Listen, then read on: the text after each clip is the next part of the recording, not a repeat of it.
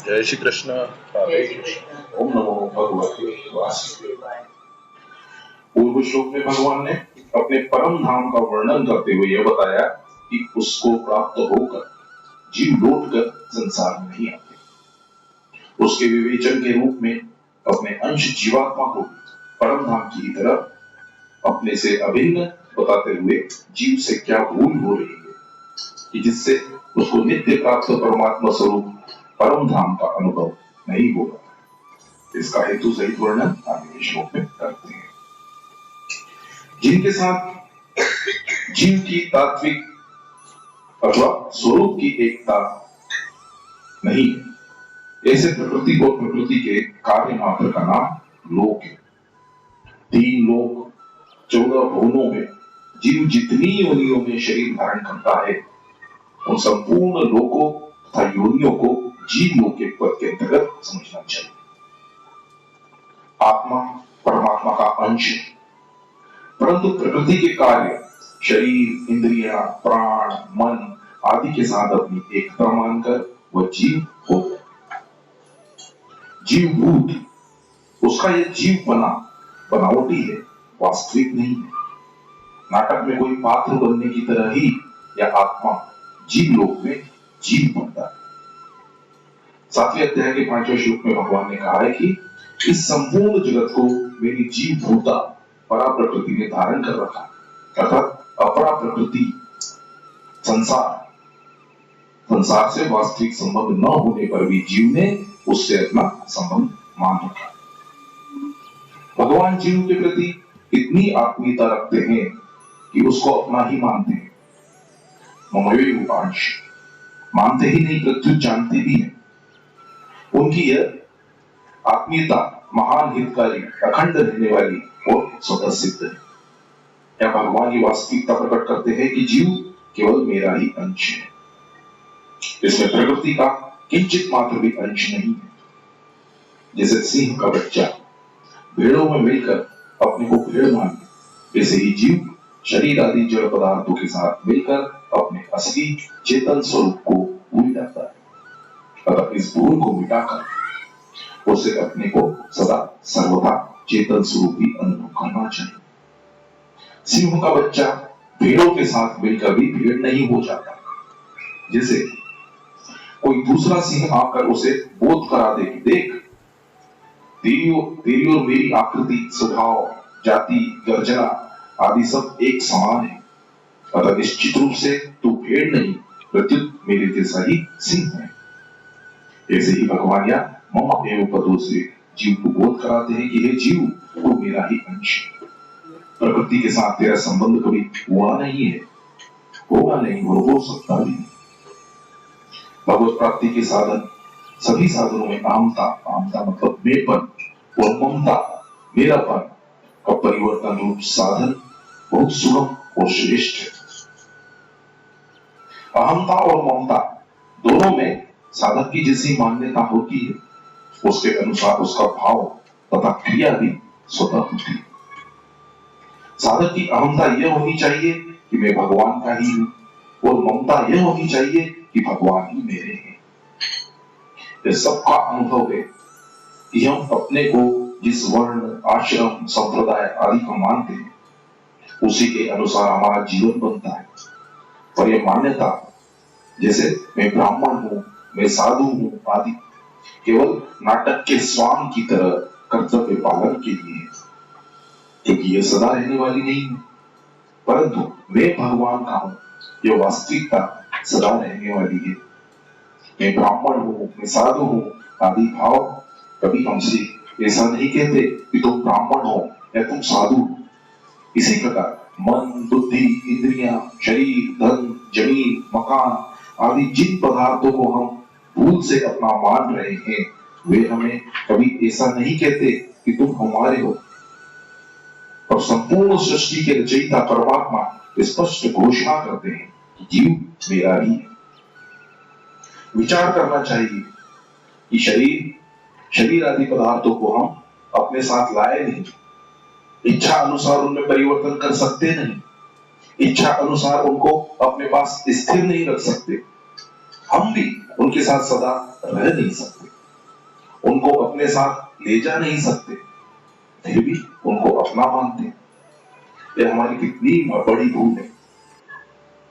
बचपन में हमारे मन, बुद्धि, इंद्रियां, शरीर जैसे थे वैसे अब नहीं है। सब के सब बदल गए। फिर भी हम में जो बचपन में था वही अब हम ऐसा मानते हैं। कारण यही है कि शरीर आदि में परिवर्तन होने पर भी हमारे में परिवर्तन नहीं हुआ। इस प्रकार शरीर आदि में हमें स्पष्ट परिवर्तन दिखता है।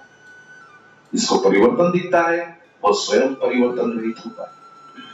अतः संसार के पदार्थ, व्यक्ति हमारे साथी नहीं। मैं भगवान का हूं ऐसा भाव रखना, अपने आप को भगवान में लगाना है। साधक से भूल यही होती है कि वे अपने आप को भगवान में न लगाकर मन बुद्धि को भगवान में लगाने की कोशिश करते हैं। मैं भगवान का हूं इस वास्तविकता को भूलकर मैं ब्राह्मण हूं, मैं साधु हूं आदि भी मानते रहे और मन बुद्धि को भगवान में लगाते रहे तो ये दुविधा कभी मिटेगी नहीं। और बहुत बहुत प्रयत्न करने पर भी मन बुद्धि जैसे भगवान में लगने चाहिए वैसे लगेंगे नहीं। भगवान ने भी इस अध्याय के 4 श्लोक में मैं उस परमात्मा के शरण पदों से अपने आप को परमात्मा में लगाने की बात कही। गोस्वामी तुलसीदास जी भी कहते हैं कि पहले भगवान का होकर फिर नाम जप आदि साधन करें तो अनेक जन्मों की बिगड़ी हुई स्थिति आज अभी सुधर सकती है।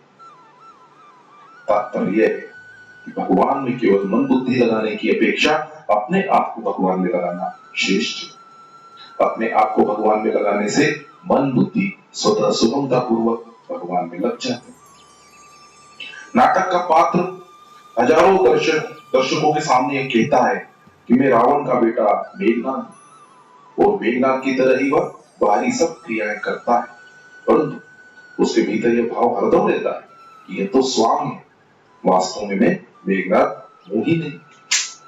इस तरह साधकों को भी नाटक के स्वांग की तरह इस संसार रूपी नाट्यशाला में अपने अपने कर्तव्य का पालन करते हुए भीतर से मैं तो भगवान का ही हूं ऐसा भाव हरदम जागृत रहना चाहिए। जीव सदा से ही भगवान का है, सनातन। भगवान ने न तो कभी जीव का त्याग ही किया है न कभी उससे विमुख हुए। जीव भी भगवान का त्याग नहीं कर सकता। भगवान के द्वारा मिली हुई स्वतंत्रता का दुरुपयोग करके वो भगवान से विमुख हुआ है। जिस प्रकार सोने का गहना तत्व सोने से अलग नहीं हो सकता, उसी प्रकार जीव भी तत्व परमात्मा से कभी अलग नहीं हो सकता। बुद्धिमान कहलाने वाले मनुष्यों की यह बहुत बड़ी भूल है कि वह अपने अंशी भगवान से विमुख हो रहे हैं। वह इधर ख्याल ही नहीं करता कि भगवान इतने सुहृद, दयालु और प्रेमी है कि हमारे न चाहने पर भी हमें चाहते हैं, न जानने पर भी हमें जानते हैं। वे कितने उदार, दयालु और प्रेमी हैं, इसका वर्णन भाषा, भाव, बुद्धि आदि के द्वारा हो ही नहीं सकता। ऐसे सुहृद भगवान को छोड़कर अन्य नाशवान जड़ पदार्थों को अपना मानना बुद्धिमानी नहीं है, प्रत्युत महान मूर्खता है। जब मनुष्य भगवान के आज्ञा अनुसार अपने कर्तव्य का पालन करता है तब वे उसकी इतनी उन्नति कर देते हैं कि जीवन सफल हो जाता है और जन्म मरण रूप बंधन सदा के लिए मिट जाता है। जब मनुष्य भूल से कोई निषिद्ध आचरण पाप कर बैठता है तब वे दुखों को भेजकर उसको चेताते हैं, पुराने पापों को भुगता कर उसको शुद्ध करते हैं और नए पापों में प्रवृत्ति से रोकते हैं। जीव कहीं भी क्यों ना हो, नरक में हो अथवा स्वर्ग में, मनुष्य योनि में हो अथवा पशु योनि में, भगवान उसको अपना ही अंश मानते हैं। यह उनकी कितनी अहेतु की कृपा है, उदारता और महत्ता है। जीव के पतन को देखकर भगवान दुखी होकर कहते हैं कि मेरे पास आने का उसका पूरा अधिकार था पर वह मेरे को प्राप्त किए बिना नरकों में जा रहा है। मनुष्य चाहे किसी भी स्थिति में क्यों न हो, भगवान उसे वहां स्थिर नहीं रहने देते, उसे अपनी ओर खींचते ही रहते हैं। जब हमारी सामान्य स्थिति में कुछ भी परिवर्तन, सुख दुख आदर निरादर आदि हो, तब ये मानना चाहिए कि भगवान हमें विशेष रूप से याद करके नई परिस्थिति पैदा कर रहे, हमें अपनी ओर खींच रहे। ऐसा मानकर साधक प्रत्येक परिस्थिति में विशेष भगवत कृपा को देखकर मस्त रहे और भगवान को कभी भूले नहीं। अंशी को प्राप्त करने में अंश को कठिनाई और देरी नहीं लगती। कठिनाई और देरी इसलिए लगती है कि अंश ने अपने अंशी से विमुक्ता मानकर उन शरीर आदि को अपना मान रखा है जो अपने नहीं है। अतः भगवान के सम्मुख होते ही उनकी प्राप्ति स्वतः सिद्ध है। सम्मुख होना जीव का काम है, क्योंकि जीव ही भगवान से विमुख हुआ। भगवान तो जीव को अपना मानते ही है, जीव भगवान को अपना मान ले, यही सम्मुखता है। मनुष्य से बड़ी भारी भूल हो रही है कि जो व्यक्ति वस्तु परिस्थिति अभी नहीं है अथवा जिसका मिलना भी निश्चित नहीं है, वो जो मिलने पर भी सदा नहीं रहेगी, उसकी प्राप्ति में वह अपना पूर्ण पुरुषार्थ और उन्नति मानता है। यह मनुष्य का अपने साथ बड़ा भारी धोखा है। वास्तव में जो नित्य प्राप्त और अपना है, उस परमात्मा को प्राप्त करना ही मनुष्य का परम पुरुषार्थ है, शूरवीरता है। हम धन संपत्ति आदि सांसारिक पदार्थ कितने ही क्यों न प्राप्त कर ले, पर अंत में या तो वे नहीं रहेंगे अथवा हम नहीं रहेंगे। अंत में नहीं ही शेष रहेगा। वास्तव में जो सदा है, उस अविनाशी परमात्मा को प्राप्त कर लेने में ही शूरवीरता है। जो नहीं है, उसको प्राप्त करने में कोई शूरवीरता नहीं है। जीव जितना ही नाशवान पदार्थों को महत्व देता है, उतना ही वह पतन की तरफ जाता है, और जितना ही अविनाशी परमात्मा को महत्व देता है, उतना ही वह ऊंचा उठता है, कारण कि जीव परमात्मा का ही अंश है। नाशवान सांसारिक पदार्थों को प्राप्त करके मनुष्य कभी बड़ा नहीं हो सकता। केवल बड़े होने का वहम या धोखा हो जाता है, और वास्तव में असली बड़प्पन परमात्मा प्राप्ति से वंचित हो जाता है। नाशवान पदार्थों के कारण माना गया बड़प्पन कभी टिकता नहीं, और परमात्मा के कारण होने वाला बड़प्पन कभी मिटता नहीं। इसलिए जीव जिसका अंश है, उस सर्वोपरि परमात्मा को प्राप्त करने से ही वह बड़ा होता है। इतना बड़ा होता है कि देवता लोग भी उसका आदर करते हैं और कामना करते हैं कि वह हमारे लोकों में आए। इतना ही नहीं, स्वयं भगवान भी उसके अधीन हो जाते हैं। भगवान ने जिस प्रकार इस श्लोक के पूर्वार्ध में जीव को अपने में स्थित न कहकर उसको अपना अंश बताया है, उसी प्रकार श्लोक के उत्तरार्ध में मन तथा इंद्रियों को प्रकृति का अंश न कहकर उसको प्रकृति में स्थित बताया है।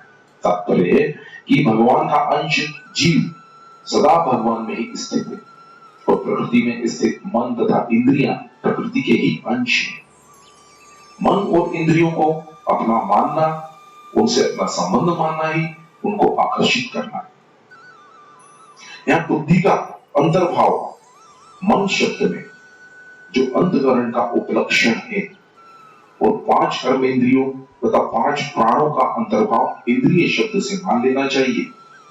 उपयुक्त पदों में भगवान कहते हैं कि मेरा अंश जीव मेरे में स्थित रहता हुआ भी भूल से अपनी स्थिति शरीर इंद्रियां मन बुद्धि में मान लेता है। जैसे शरीर इंद्रियां मन बुद्धि प्रकृति का अंश होने से कभी प्रकृति से पृथक नहीं होते, ऐसे ही जीव भी मेरा अंश होने से कभी मेरे से पृथक होता नहीं, हो सकता भी, परंतु ये जीव मेरे से विमुख होकर मुझे भूल गया। यहाँ मन और 5 ज्ञानेंद्रियों का नाम लेने का तात्पर्य यह है कि इन 6 से संबंध जोड़कर ही जीव बंधता है। अतः साधक को चाहिए कि वह शरीर इंद्रियां मन बुद्धि को संसार के अर्पण कर दे, अर्थात संसार की सेवा में लगा दे, और अपने आप को भगवान के अर्पण कर दे। जय श्री कृष्ण। ओम नमो भगवते वासुदेवाय।